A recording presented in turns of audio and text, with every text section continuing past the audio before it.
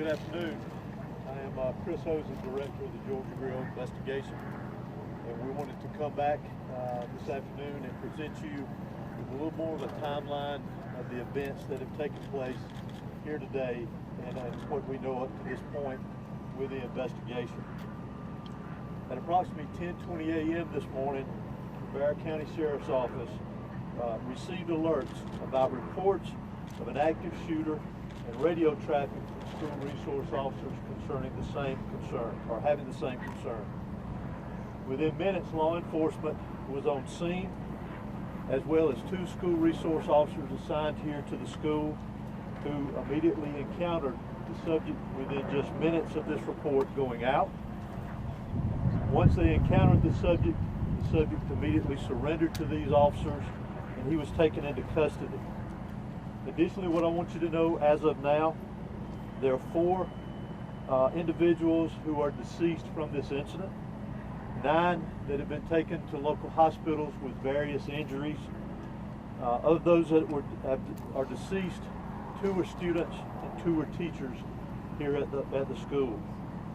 The priority right now for us within this investigation is to gather all the facts, to make sure that we're accurate with it, because this is a murder investigation.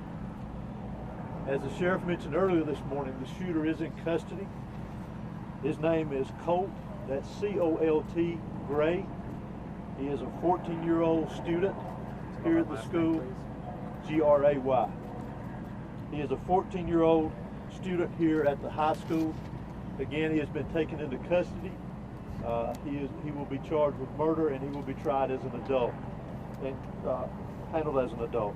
We are coordinating these charges and obviously this investigation with District Attorney Brad Smith, who is the District Attorney for the Piedmont Judicial Circuit here. Since earlier this morning we talked with you and since the incident occurred, numerous interviews have been taking place through our investigation with students, faculty, as well as any other witnesses that we could identify. Law enforcement had a very, very swift response to this incident once the incident was determined that there was a concern here. Those resources, whether it was in that response or throughout this investigation to assist, came obviously from the Sheriff's Office here, from other local law enforcement agencies, state law enforcement agencies, and federal law enforcement agencies as well. To include, not to be left out, multiple EMS personnel, multiple fire personnel, and agencies. Those agencies responded here as well today, and I am extremely grateful, as I know the sheriff is, for that quick response and the partnerships of working here together with what all has gone on. Currently, from the investigative perspective, we have crime scene agents and other special agents from the GBI, from close to a dozen of our different work units from across the state that have responded here today to work on this investigation, again, collecting evidence, conducting interviews, and so forth. I do want to pass this along, that if anyone has any information that wants to be passed on concerning this investigation, that they can do that anonymously at our tip line at 1-800-597-TIPS or 1-800-597-8477. They can also report this on by downloading the See Something, Send Something app. That can be done by Android or Apple phones, either one. If they need to report any tips concerning this investigation. Let me close out before I turn this over to the sheriff and let you just remind you that this is still a very active investigation. There is still a lot that is very fluid. There's still a lot of interviews to be conducted that will continue on into the night, as well as crime scene work and collecting and gathering evidence. But what is more important for me to mention here to you is my heartfelt sympathy to the parents, the students that were here today. Regardless of where they were in the school, this has got a great impact on them as well as on this community. My thoughts and prayers, along with everybody standing behind me and every law enforcement agency in this state, and many I will tell you around this country, they are in our thoughts and prayers. and we will continue with that. We ask for your patience as we continue through this, and we'll continue to try to give you as many updates with information as we can to keep you informed. But thank you for being here. I'm now going to turn it over to Bexar County Sheriff Judge Smith. Thank you. Director, would you spell your name, please? H-O-S-E-Y. Thank you. Good afternoon. I'm Sheriff Judge Smith of the Bexar County Sheriff's Office. I never imagined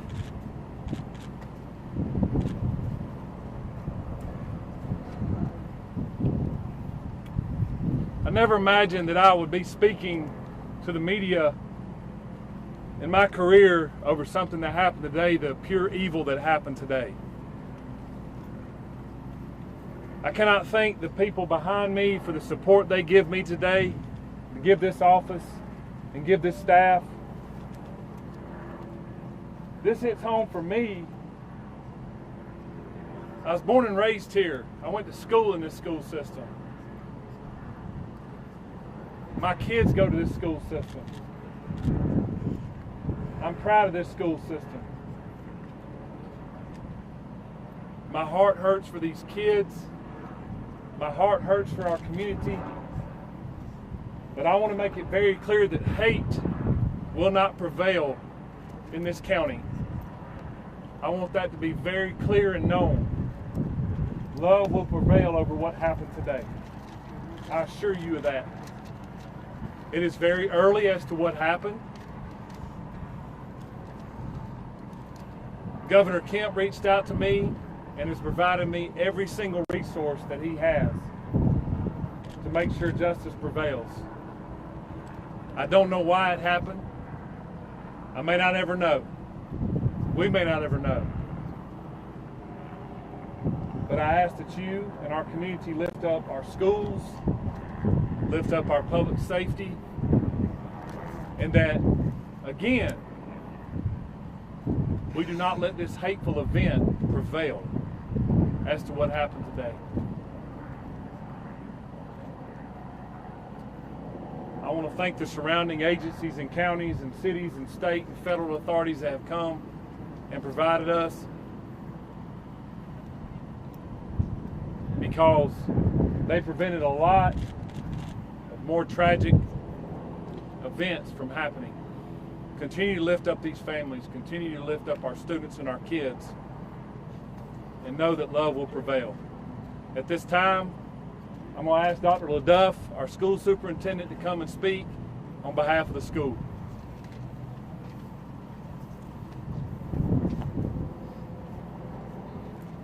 Good afternoon, I'm Dallas LaDuff. I'm the superintendent of the Bexar County School System. I want to thank the Bexar County Sheriff's Office and all of our law enforcement partners for their swift response today, along with that of our staff. I'd also like to thank our community for their response and patience as we work to reunify the students with their families here today and secure the rest of our school campuses. Our schools will be closed for the remainder of this week as we cooperate fully with law enforcement to get answers to the many questions that we all have about this incident here today. But as we are closed, our central offices will remain open, where we will have grief counseling available for our community every day this week and thereafter as we support each other through this terrible event. In closing, I just want to say to our community, as a school system, we are here for you, we support you, and we are ready to get you any support that you may need as we grieve through this together. Thank you. Sheriff, if you're saying hate will not prevail in this community, are you investigating this as some sort of hate crime? Well, shortly, if someone decides to take a firearm into a school where kids are given an education or entitled to an education and want to harm others, to me it's hateful.